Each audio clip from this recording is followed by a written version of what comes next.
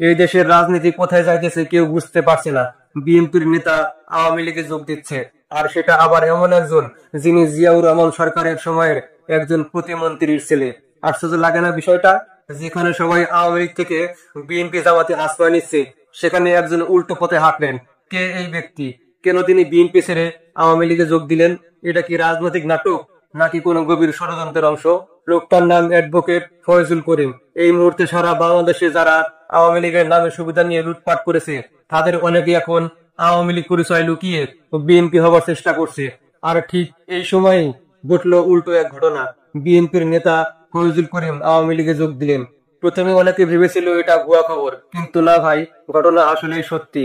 আওয়ামী লীগের স্থানীয় নেতারা নিশ্চিত করেছেন ফয়জুল করিম আগে জেলা বিএনপির কমিটিতে ছিলেন, এমনকি জাতীয়তাবাদী আইনজীবী ফোরামেও সক্রিয় ছিলেন। এখন প্রশ্ন হচ্ছে, বিএনপি যেখানে রাজপথে শক্ত অবস্থানে ক্ষমতা যাওয়ার সম্ভাবনা স্পষ্ট, সেখানে একজন নেতা কেন আওয়ামী লীগে যোগ দিলেন?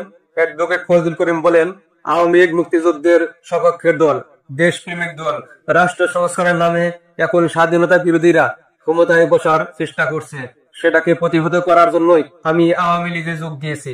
তিনি আরো বলেছেন, শেখ হাসিনা প্রকৃত দেশপ্রেমিক, তার নেতৃত্বেই বাংলাদেশের মানুষ আশ্রয় পায়। এখন এই বক্তব্য শোনার পর বিএনপির পক্ষ থেকে যে প্রতিক্রিয়া এসেছে তা আরো মজার। জেলা বিএনপির সাধারণ সম্পাদক মাজহারুল ইসলাম বলেছেন, এই ফয়জুল করিমের কোনো দলীয় অবস্থানে ছিল না, আর তার মাথাও ঠিক নেই।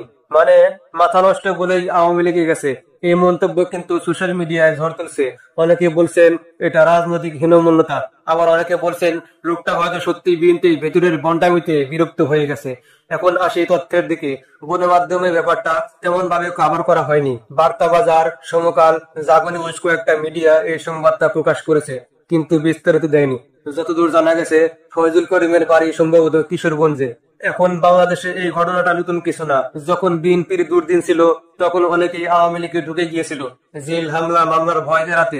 আবার এখন আওয়ামী লীগের দুর্দিনে অনেকে বিএনপির দিকে ছুটছে, কারণ তারা ভাবে পরিবর্তন আসছে, এই দলে থাকলে ভবিষ্যৎ সেফ। কিন্তু এই অ্যাডভোকেট ফয়জুল করিম উল্টো পথ বেছে নিয়েছেন, তাই সবাই অবাক।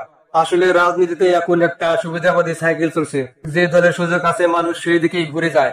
আওয়ামী লীগ বিএনপি দুই দলেই একই প্রবণতা, তবে একটা পার্থক্য আছে, জামাতে এই সুবিধাবাদ তেমন দেখা যায় না, আর জাতীয় পার্টিতে তো আসা যাওয়া নিয়মিত ব্যাপারই বলা চলে।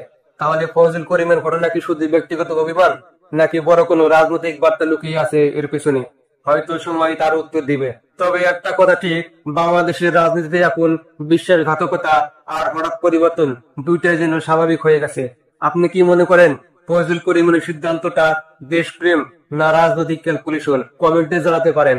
রাজনীতি এখন গল্পের চেয়েও নাটকীয়। কেউ পালায়, কেউ ফিরে আসে, কিন্তু আসল খেলা সবসময় হয় ক্ষমতার ছায়ায়। ভালো থাকুন, সচেতন থাকুন। আসসালামু আলাইকুম।